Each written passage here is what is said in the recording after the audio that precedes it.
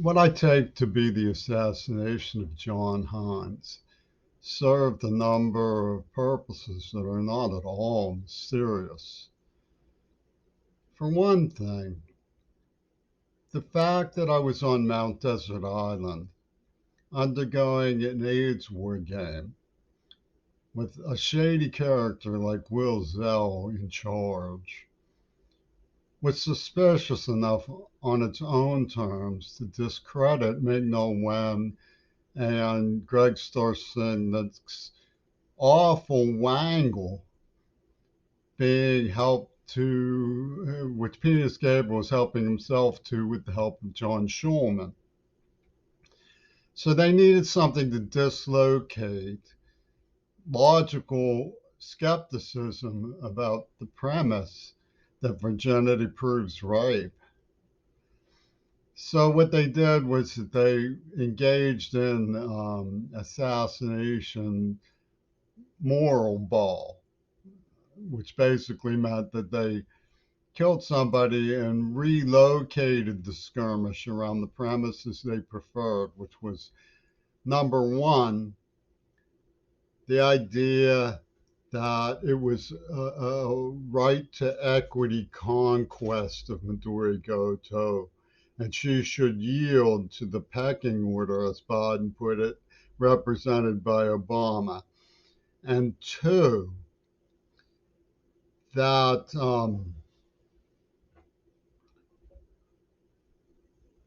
the experiment should be allowed to proceed and be finished. In other words, they murdered John Hines because they didn't want to warn or save lives. They wanted war as art for art's sake. Now, this is a continuation of this program that we're seeing in the Ukraine. This is a continuation of the program. The very name Putin shows that the leapfrog oligarchs were all as one on Snivel Road. And they want everybody to line up and, you know, get into the machine diagram of military mentality. There are a couple of things that anybody with any sense would have observation. One is that I was completely helpless. Two, that Wattenmaker had no business implanting a neuroplasm. Three, that the people who were behind the assassinations, the war games, and the cruelty were playing at being detective. There were a lot of things also that you could see, which was that the right to spy cam an innocent person that everybody knew was innocent is highly questionable. The idea that it's just a ruthless experiment that people should laugh about is rather strange when they have to murder a U.S. senator in order to perpetuate it. This is what I mean when I say NATO must eat bald eagles for breakfast.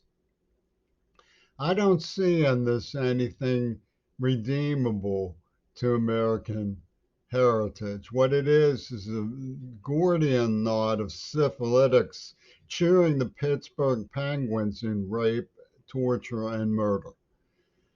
John Hines fell prey to this, and as a detective and journalist, I do owe him the duty of saying something about it. But I think it was sort of a safety measure in the sense that Trumpy Toon was killing one of his own so that he could get indemnity.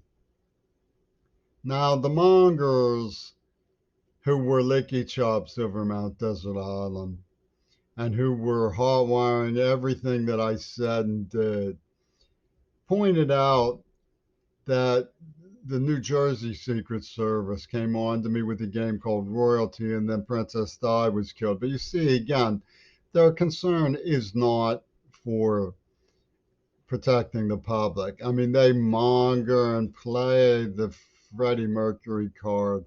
They monger and play the Princess Diana Dance with Clint Eastwood card. They monger and play the tokens from the celebrity superstate who matter more to us. And what happens? We all end up as cardboard fans, represented as, you know, discarded elements of the 480 categories of archetypes in Tamo de Jong who yield to logotherapy so that the sophisticates can live happily ever after on Mick Jagger's island. You know, and underpinning all of this is that snotty John Lennon. And I'm supposed to never evoke his holy name. Well, I am evoking his holy name because it looked like me being used while he checked out with some sly things about leaving his Gideon Bible, his Texas school book, so that they work it out after the ordeal. This two virgins thing came from his laboratories. The laboratories that produced double fantasy for Pentagon Disney, and about which Reagan waves to me when he claims he was shot, giving me the brochure. There's no such thing as objective reality, only what the jury believes. Our American estate, our heritage, our right to know, our public safety, it's being stolen by the likes of John Schulman with the help of the Pittsburgh Penguins. I'm sorry that John Hans lost his life for a lot of reasons. One, because for whom the bell tolls, but for another, because the people who were suspicious about Mount Desert Island were easily rerouted into some Licky Chops adventure because they were looking for a way out of their own precious better judgment. I find that a hateful thing to have to say. But I'll be damned if it's not what really happened in Pennsylvania. John Hines' death should not have deterred inquiry into Mount Desert Island. It should have redoubled inquiry.